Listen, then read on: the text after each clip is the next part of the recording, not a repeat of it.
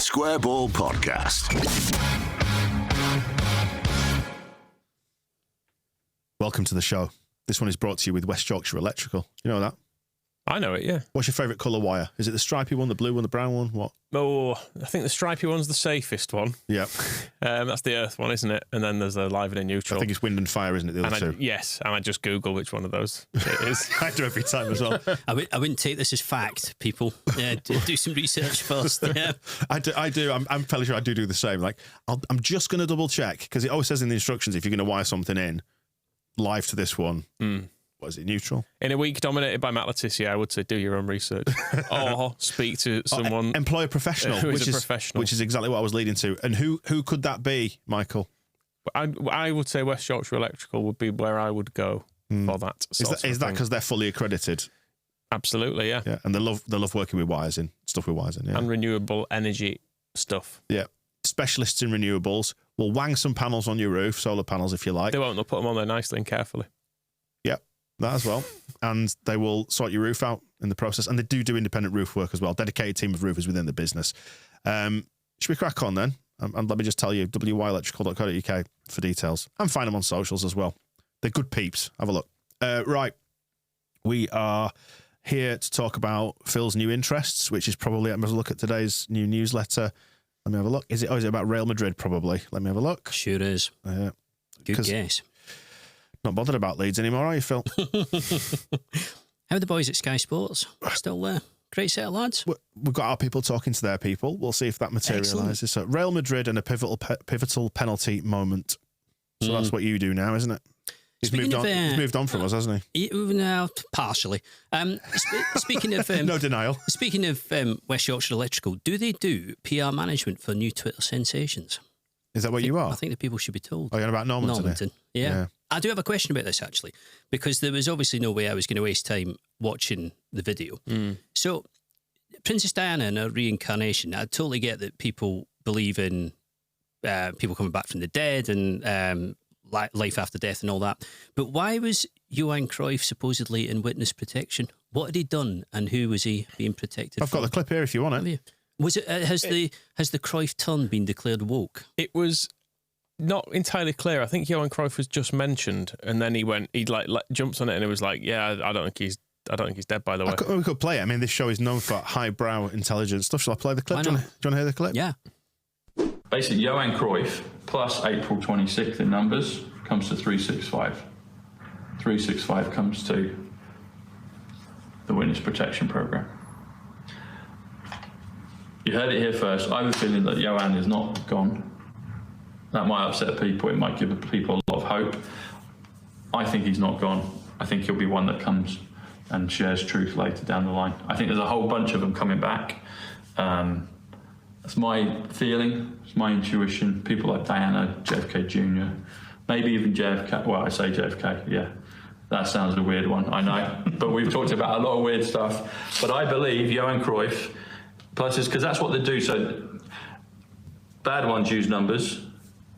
But in my experience also, that I've learned over the last 4 years, good ones use numbers. How about this one? November 5th, Return of Princess Diana, 88 miles per hour. Return of Princess Diana, 282. 282 is 88 miles per hour. And that's all to do with November 5th of this. Anyway, we'll see. We'll see what happens. But that's my feelings. And I put that out as a little whatever, you know. You heard it here first. You heard it here first. If it doesn't happen, you can come after me. So there you go. I hope that clears it up for you, Phil. You were asking, so that's the answer. No, thank you. I would like to check his workings, but that sounds plausible. I like it. We'll see what happens. Is it the sort of way you'd finish about, do you think Dan James will come back in? Yeah, I think there's a chance he will because of, Middlesbrough have obviously got issues at left back or whatever and they can exploit it there. But we'll see what happens. But he said, Princess Diana, I think she's coming back. But he seemed to be saying, and if she doesn't come and, burn my house down, really, seemed to be what he was saying there. Stick that in your Daft newsletter, Phil. Yeah, we'll do, yeah. Sign up and get it tomorrow. In the mainstream media, you're not going to get that in there. The Athletic wouldn't dare to print that. What are they scared of? Exactly. Anyway, shall we? That's been a nice distraction from Leeds, hasn't it? Yes. Shall we just repeat what we've been saying recently and just win, you dickheads? Yeah, I that banner you were talking about hanging in the south stand. Just get it done, dickheads. Yeah. It's pretty much it, really, isn't it? Is that us done? Yeah, I think so. I mean, it was you actually who advocated for the banner. I just sort of came up with a slogan, so we could maybe collaborate. Sort of share the royalties. The glory on that, but yeah. I'd quite like us to win. Other things we need to factor in here: Saturday, the 20th of April. Which when you do the numbers on that, what does that mean? I can't. Leicester against West Brom and Southampton at Cardiff. Puskas to come back right on the 4th of July next year. Right. That's my prediction. Independence Day. Will Smith. Aliens. There you go. Makes you think. There's a good athletic long read in this, definitely. Good definitely. Have you enjoyed the break? Have you been pleased about the fact that there have been 9 days between last game and this game coming up? Uh-huh. Uh-huh. I have, yeah. I realised I needed to let it go. Like Princess Queen, the one out of Frozen, who sings Let It Go. Oh, yeah, her. When I think that's true, actually, because when I came in on Saturday to record the previous podcast, you were sat over there with your hood up, and I did think at one point that I might need to check your pulse, but there were sort of murmurings eventually, and you were somewhat crestfallen, which, but to be fair, a lot of people were. Yeah. We sat and watched the end of the Ipswich game from our office in Germany, and I think I anyway felt slightly reinvigorated by the fact they dropped points as well. We live to fight another day, that kind of feeling about it. And that's kind of where I am now. It's all bets are off. I think this is it. Gut feeling is that Leeds have got to win these next 2 games. And I think absolute minimum of 6 points from these 3, but probably 7 points to make sure that they do finish top 2. But that depends entirely, of course, on what Ipswich and Leicester manage to conjure in the next couple of weeks. And neither of them are looking good either. Neither of them seem to be in particularly fine fettle. I think of all the 3, Ipswich will probably feel happier than anybody else, partly because top of the league and they're 2 points clear of third, but also because they're still surely in that mindset of being absolutely amazed that they're on the threshold of 90 points. As good as they were last season and as sort of organised as they are under McKenna, and they clearly do know they do know what his tactics are supposed to be, and they evidently fit the squad really well. It is still, this has gone way beyond, I think, what most people would have predicted, even though they looked like they had kind of playoff potential. They've pushed the boat out further than that. But Leicester, I just can't get a handle on at all. I think I said to you in the last podcast, and I do think this, that defeat at Ellen Road has just lingered with them. And I do think if they'd put away one of those 2 chances at 1-0, or if that goal that was disallowed had been given at 1-0, I think they'd be up by now, and I think they'd have avoided this kind of shake of nerve that they've not been able to cope with. But it's absolutely wide open. So yeah, I do think Leeds absolutely need to beat Borough and QPR. I think they'll need 6 points minimum, probably 7. But in saying that, who knows what the top 2 are going to do from this point? A lot of people have been saying 6, 7 is not going to be enough. I suspect it might be. 7 possibly might see us over the line. But right now, a goal feels like a million miles away. A point feels like a million miles away. A win feels even further away. And is that just the thing we just need to shake off? Do you think it is? I mean, I'm not. No, I don't think that. I think it's just we need one to go in off someone's arse, preferably Bamford's arse, so he can be reignited. I'm not pretending that Leeds have played well since international break, because they haven't. And I think what went on in those 2 weeks, the players that were lost to injuries certainly made a difference to the game.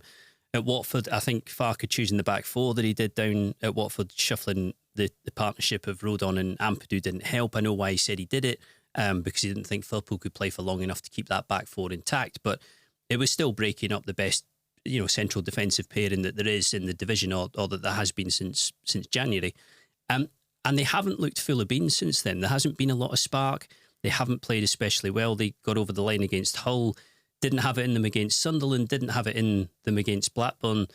Watching the Blackburn game back, I do think that the substitutions in the second half created a bit of chaos that Blackburn were able to exploit. Blackburn basically got the goal that they were looking for all day in the way that they were hoping it was going to come, which was a bit of transitional play that found Schmodix in space and left him one-on-one with Meslier, who he'd back himself to beat and did. And that's how it fell. And I appreciate that, Leeds were trying to win that game as opposed to thinking a point might be good from this.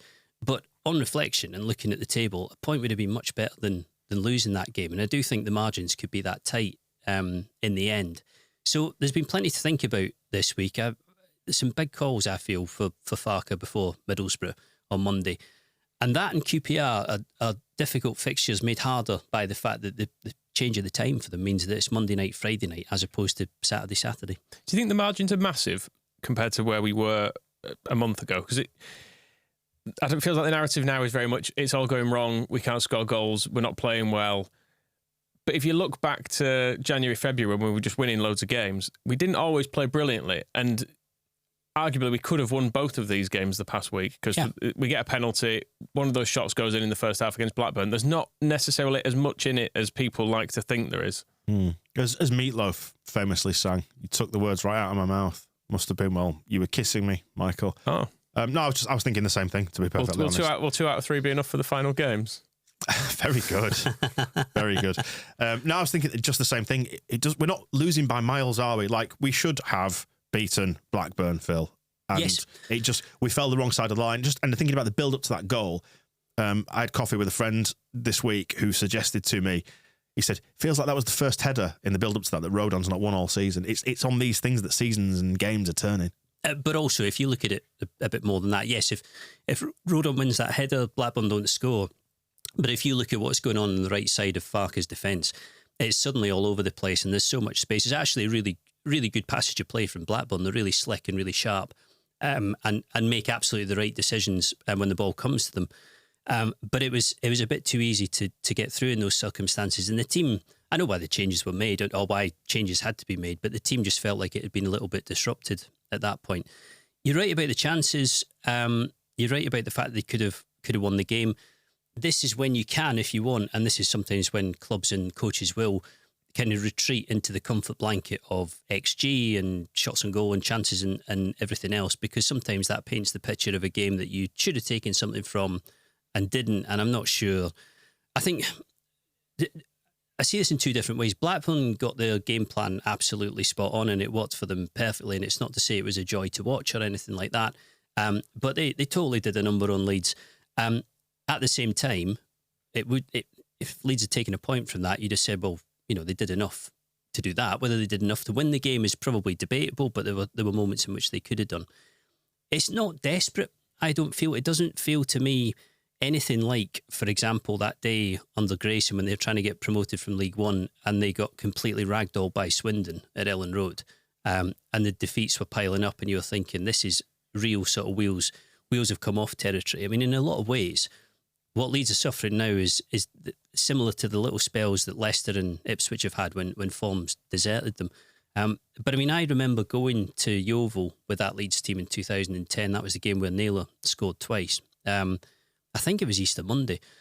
And having absolutely zero confidence in them getting anything from that game at all because of the way it had gone. And I can't say I feel like that about Leeds going to Borough. I don't feel as if it's fallen apart to that extent. But it's put them in a corner, and it's asked questions of them, and they're going to have to come up with answers. That's what I was getting at with it just feels like a goal thing I was saying before. Get the goal gives you the platform for the win. The win gives you the reminder that you can win, and it's still there to be taken. So you can turn one win into two. It just feels like, I don't know, it's like the gas has gone off on the hob, and you just need to turn the thing and press the ignition again and get it going, spark the whole thing to life. The whole picture at the top's just bizarre, though, because you've suddenly got Southampton on the rails, who I would have sworn a week ago, 10 days ago, were completely out of it. And obviously they've been helped by the fact that it's been a struggle for the top three to keep the results ticking over themselves. But you could have Southampton level with Leeds this weekend. Ipswich aren't playing this weekend because of the FA Cup, so that takes them out of the equation for a little bit longer, which means that the value of any result that Leeds get at Borough is kind of unknown until Ipswich play again, and also depends on what Leicester do against West Brom. That game is on Saturday lunchtime, so you've got fully 2 days between Leicester playing and Leeds playing. If Farke's due to speak to us tomorrow ahead of the Borough game, it'd be really interesting now at this point in the season where it's the absolute sharp end, what he thinks of the fact that you've got Leicester on Saturday lunchtime and Leeds on Monday night. How much he thinks that'll make a difference psychologically. And I know he'll say it doesn't make much and it doesn't really matter and there's no point dwelling on it. Why ask him then? But because I think just to needle him. Yeah. Because I think it is significant, don't you? Yeah. I think if Leicester beat West Brom, that is a long time to stew before the Borough game. And then after Borough, you've got a much shorter turnaround than everybody else before QPR, which is another away game and another difficult game. And I know this is just how it is, and that is just TV scheduling. But Leeds have been on TV a ludicrous amount this season. Well, I say ludicrous. I mean, you would televise them a lot, partly because of the audience, but partly because they've been really good and they've won a lot of games and they're worth televising. But these things can make a bit of a difference when it's this close to the end. Yeah. Let's do some scenario running then, which is all anybody's doing, let's face it, at this point. So Leicester against West Brom. Obviously, you want West Brom to win that. A draw, you would probably take as a secondary concern, I suppose. Southampton going to Cardiff. I suppose right now it would be very important to keep them off our coattails, so defeat preferably there. But I suppose a defeat would keep them in just enough so that they go to Leicester on Tuesday with a bit of a sniff of it. Then they need to go after and win. Is that fine? You see, I was going to say, actually, Phil, the other point is that nothing changes, does it? That Leeds need to go to Middlesbrough and win. So even no matter what Leicester do against West Brom, Leeds still need to go there and win. They definitely do need to win anyway. But I think the chances of getting away with a fairly mediocre finish over these 3 games is higher with only 3 teams in the race than it is if Southampton are in the mix as well. There's the possibility that Leicester and Ipswich struggle to get themselves over the line too from here. So you actually don't need as many points as you would think. But add another team to the running, and Southampton are getting close again, and it does become a little bit more questionable. This weekend, I think, will dictate entirely how I feel about Leicester-Southampton, because to be quite honest, at the moment, I don't know what a good result from that would be. It really depends on how the table looks. Yeah, no, good shout, that. Well, I suppose, given the silly layout of fixtures next week, I think we're just going to get together once, aren't we, in between the 2 Leeds games? Yes. So maybe we do it Wednesday, and then we know exactly how the land lies, I suppose, after that. I think definitely wait until that game's done, yeah. So we know what's happened with Leicester, Southampton, and what that leaves on the table. God, it's terrifying. You've covered a fair number of Leeds promotion pushes. What does this feel more like? Does it feel like a 2010? Does it feel like a 2019? Where's this going to end up? It doesn't feel like the Gary Monk season. You know, when they were going for the playoffs and I said it was done, and then it definitely wasn't, and it fell apart after Easter. It really doesn't feel like that to me. It feels similar to 2019, and I'm not saying that I think it's going to end the same way as 2019, but if you remember at this point with Bielsa having looked like Leeds were going to get there because they just had enough and they kept winning enough games, and then suddenly it got away from them. I think they're in exactly that sort of zone at the minute where they know they can get this done. They know they're probably good enough to get this done, but it's all dependent on 3 big performances coming exactly when they need it. 2010 was slightly different because Leeds went from the point of basically being up. We were Leicester, weren't we, in that season? Yeah. 50-odd points Leeds had by the time they went to Old Trafford. And then it was like creeping death, just little by little. It's starting to go wrong. Norwich starting to get back into it. And then that awful run leading up to Easter, which was 4 defeats back-to-back, when Grayson just seemed to have lost control of the season. And even on the last day, Grado getting sent off, going behind to Bristol Rovers and relying on that sudden fight back, which was a proper, it was a great moment, but that was one of those days where the crowd kind of did it for them. I'll certainly help massively to get it done. I don't think this feels as anxious as that. I don't think it feels anywhere near as sort of out of control as that. I think the bigger picture is that you've got a really kind of unprecedented situation at the top with the 4 clubs so close. And in a season where you would be as good as promoted already, you aren't. And as I've said many, many, many times, there are going to be, there's going to be at least 1 club, but potentially 2, who are going to put together very, very strong seasons and are going to finish in the playoffs. Yeah, what are we going to face with Middlesbrough then on Monday? You've got a side that is currently 9th in the Championship. They are, let's have a look, 8 points back off Norwich in 6th with only 9 points to play for. So it's over.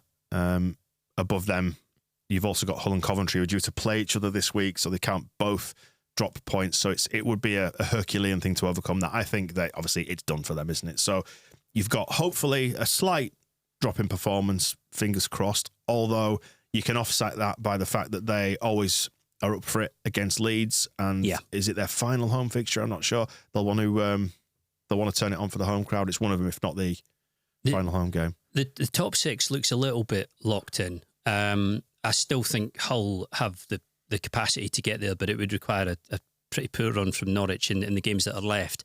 I suspect the gap for Coventry is too big, and likewise Middlesbrough Preston's last chance, and I don't think they were going to get there anyway, but was Southampton on Tuesday. Didn't really seem to bother to turn up in any sparkling fashion. Borough have had a really weird season. They lost Akpom last summer, didn't help them because they've been good under Carrick. He seemed to have got it together. He seemed to have good impetus there. Started really badly. There's quite a bit of clamour for Carrick to go. Recovered pretty well, pretty impressively, and actually were in better fettle when they came to Ellen Road. What, as I recall, was a pretty tight game. I think Leeds deserved to win it, but it wasn't an easy afternoon, that one, at all. But they've almost had the vibes that Leeds used to have in those seasons where they sort of flattered to make you think from time to time to make you think that, sixth might be possible, but actually you knew deep down that it was always going to be a gap of about 8-9 points that left you outside it. And that looks like them. They might well finish top half, but they're not going to make the playoffs from this position. So you start to wonder whether it does come down to the desire of the crowd at the Riverside to see Leeds fall apart, as the saying goes, or whether you'll actually find that Middlesbrough are a little bit like Preston were at Southampton earlier in the week, and it's kind of all done for them. Well, fingers crossed, and obviously there's going to be changes to their team, their squad. Ayling sits this one out. Greenwood sits this one out.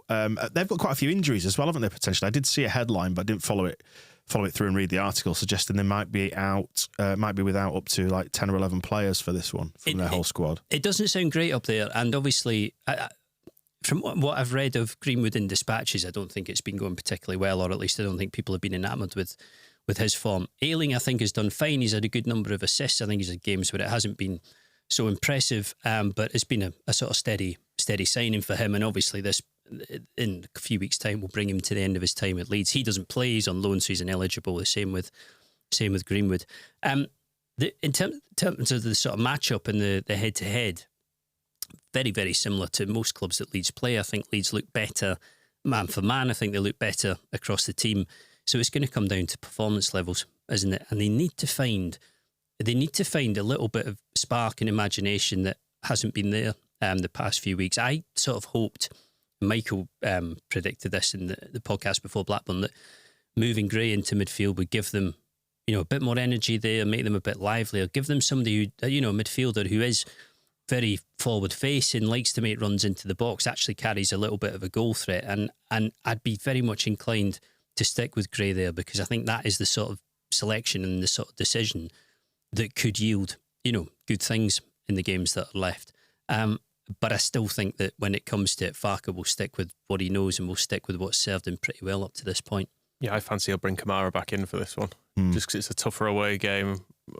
We're a bit safety first, aren't we, at times? And I think he'll probably go with that, which actually, as a starting 11, I'm all right with, I think. Yeah. What you mean, Gray back at right back? Yeah. I was chatting to a colleague of mine about this earlier in the week, and the safety first thing is quite interesting, because I think that is the way that the games are approached, definitely. But you can't help feeling, and I think there's evidence of this, that when the substitutions come, it's quite the opposite of safety first. Sometimes it just feels like throwing everything at it, but not necessarily in a massively coordinated way. And I did feel there was a little moment. It was either in injury time or just before injury time, where Ampadu had the ball about 30 yards from Blackburn's goal, and you could see him thinking, I've got lateral passes on here, but not an awful lot else, and I don't really know what to do to change this. And there are definitely points where Leeds get sucked into that mindset of stick it left to Somerville and let's see what happens. And I think do that too often and it becomes a bit like the one-trick pony thing, doesn't it, where clubs can kind of negate that, teams can prepare for it and be ready. And okay, Somerville's so good, and I think he was well deserving of the Championship Player of the Year award. He's been so good that he can often get by that. But it did just seem on, against Blackburn in particular, that the ideas had kind of faded. Yeah. What do you think about these games being away from Ellen Road, the next couple? I wonder if, given the amount of tension that's been there, whether it's and I'm just looking for things that are going to work in our favour. I'm just clutching at straws. Actually, I tell you what, we actually had a question about this on the member show, which I'll play for you. Actually, Billy B sent this into us. So answer this question then, Phil. Hi guys, I'm aware I'm performing mental gymnastics here and grasping at straws a little bit, but do we think there's any mileage in the idea that having our next 2 games away from home might be an advantage? Obviously, teams come to Elland Road this season, sit everybody behind the ball and try to catch it on the break like Blackburn did at the weekend. Home teams tend to do that a little bit less pressure from the crowd. Tell me I'm right, please. Again, so that's clearly planted the idea in my head. Anyway, Yes. I just realised from saying the words that's where I got the idea from. But just going back to what I was saying about Middlesbrough before, Phil, that home crowd's going to want something out of them, isn't it? So is it going to sort of encourage them to be a little bit more risk-takey? Well, tactically, I don't think there's any doubt that what was asked in that question is correct. At Elland Road, there are very few teams who, really come out and play. And actually, even though Leicester were ambitious in the way that they approached the game, they did sit deep and try to counter-attack, which, was a good tactic for them and should have worked. But virtually everybody else is in part the bus territory. Away from home, like we saw against Coventry and against Watford, it is different. I don't think I can pretend that either of those games went particularly well, so I'm not sure there's necessarily any science behind the idea that being away from home is better than being at Elland Road. But I wrote yesterday actually about Leeds being an emotional club, and I wasn't trying to pretend that they're the only one, and I wasn't trying to pretend that they're the only club who suffer from this. But you do find, I've seen at Elland Road them force games over the line. I've seen them equally, crush Leeds teams or at least make their own team wobble because of the atmosphere. And there's no denying that that's how it is. But I still think on balance and comfortably on balance, the Elland Road crowd is more of an advantage to the team than a disadvantage, without a doubt. What do you do up front for this game?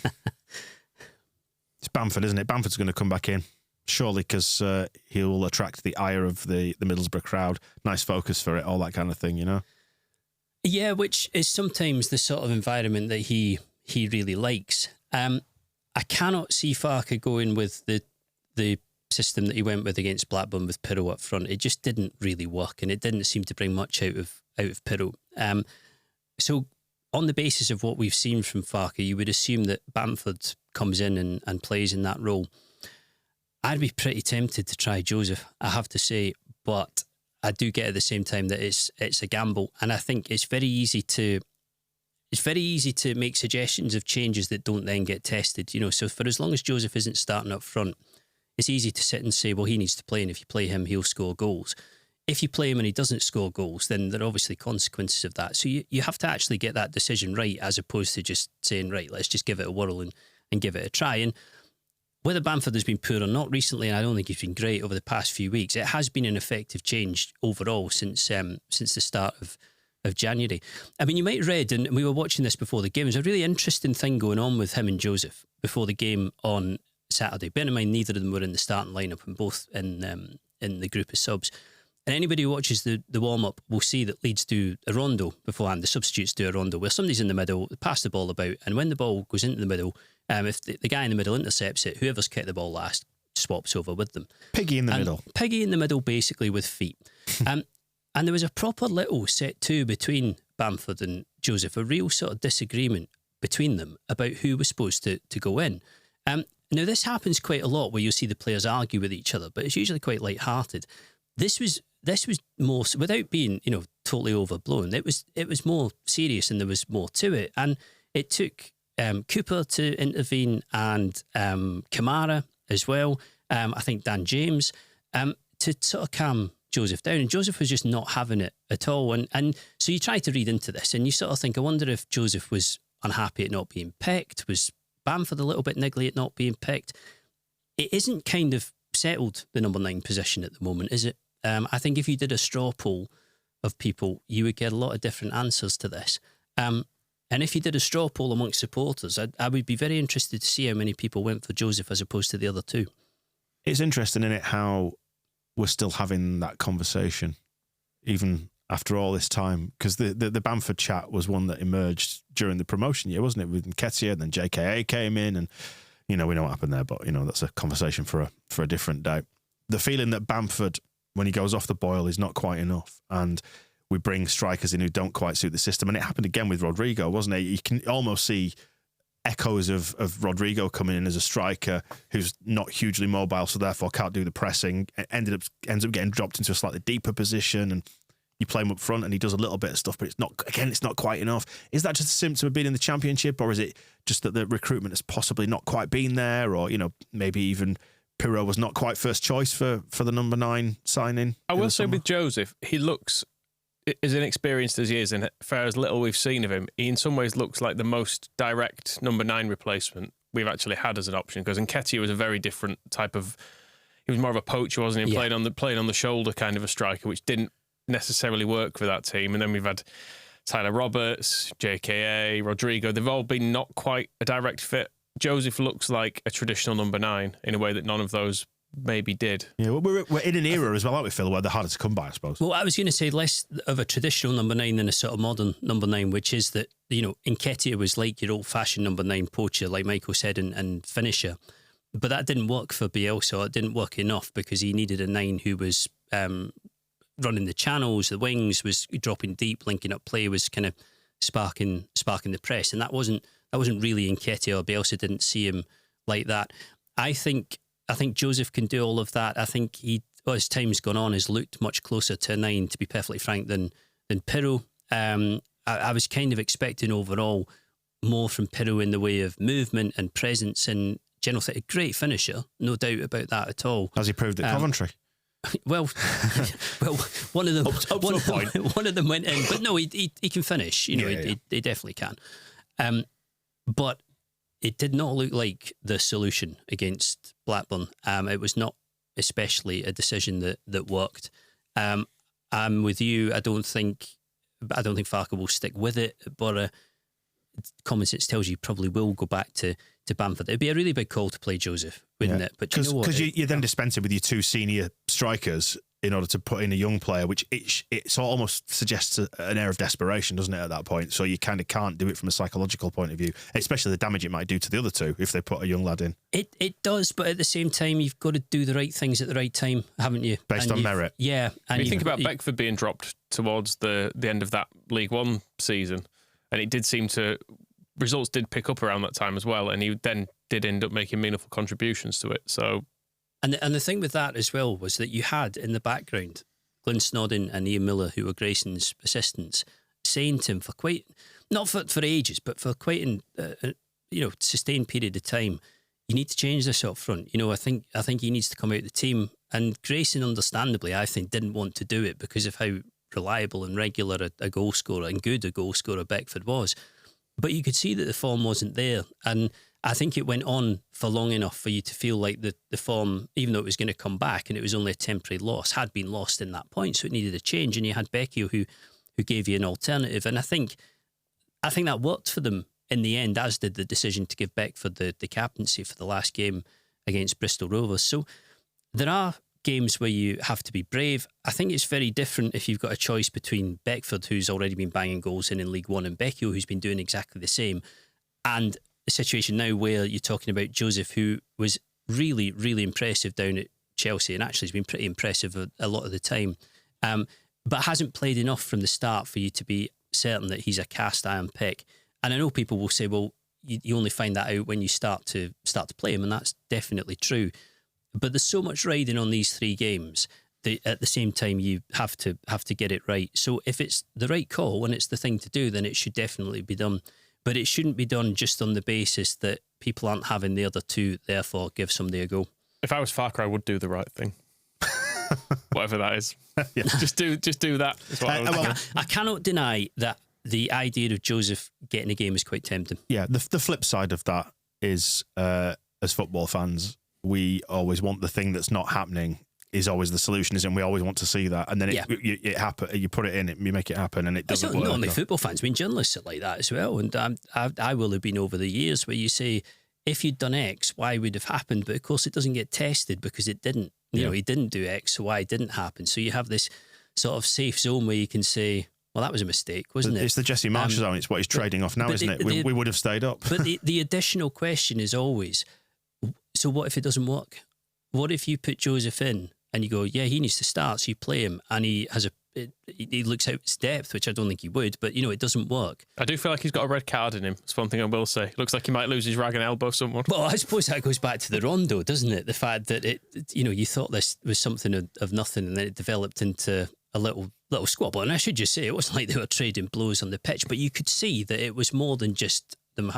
There was a little bit of a fall. An overspill of testosterone, Phil. That's a good way of putting it. Yeah, like this studio. Well, we have got two bald men in here. Yeah, that's bald all I'm gonna frauds. say. It's the testosterone that causes it, isn't it? Who's on your bald fraud list? Maresca. Okay. I think it's an ad hoc list of Maresca. Yeah. And it was entirely, given that they were about 17 points clear, it was entirely tongue-in-cheek, we should say. But it's kind of gained a bit of traction. Now, if you ever look at that, the official Leicester account posted anything, I don't know if it's Leeds fans who are doing it or whatever, but just piling in and calling him a ball fraud. So less of a list than just a direct dig at Maresca. Yeah. Okay, yeah, absolutely. So, well, it's another 4 fixtures, isn't it, that are going to shape the season in a very definitive manner. Leicester against West Brom, Southampton travelling to Cardiff, we go to Middlesbrough, and then it's Leicester, Southampton on Tuesday, and then we'll be back to see where we are, whether is it nuclear fallout or is it still waiting to push the button at that point?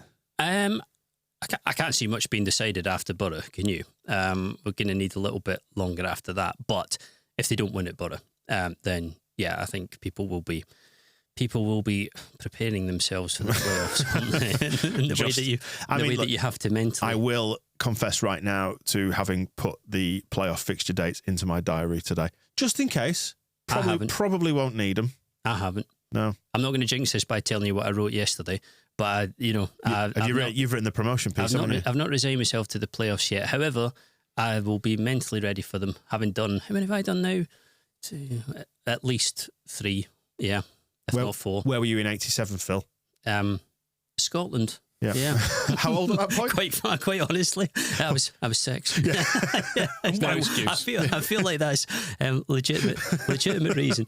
Who is, given that the awards are coming up, who's Player of the Year? We have been tracking it actually. According to our stats, Joe Rodon. Yep.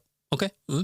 Yeah, so far. Which seemed fair. I wouldn't be surprised if Ampadu or Somerville won it either, though. I think. Our top players, as it stands at the minute, Joe Rodon. So we've been scoring.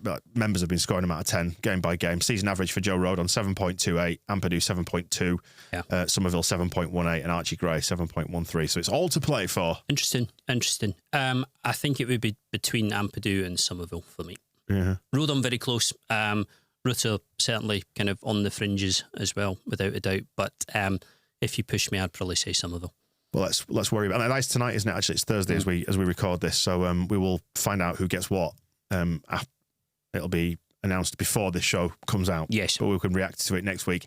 Let's record 4 or 5. I was going to say, if Michael just sits there and says, "Well done, Somerville." Congratulations to the winner. I think it's Joe Rodon. Yeah. I think it's Ethan Ampadu. I mean, Young Player of the Year is pretty self-evident in it. Yes. As reflected, we've spoken about the EFL awards on the weekly show this week as well, so you can go back and check that out. But well done to all those lot. And I mean, it's all meaningless, isn't it, if we chuck this one in the bin?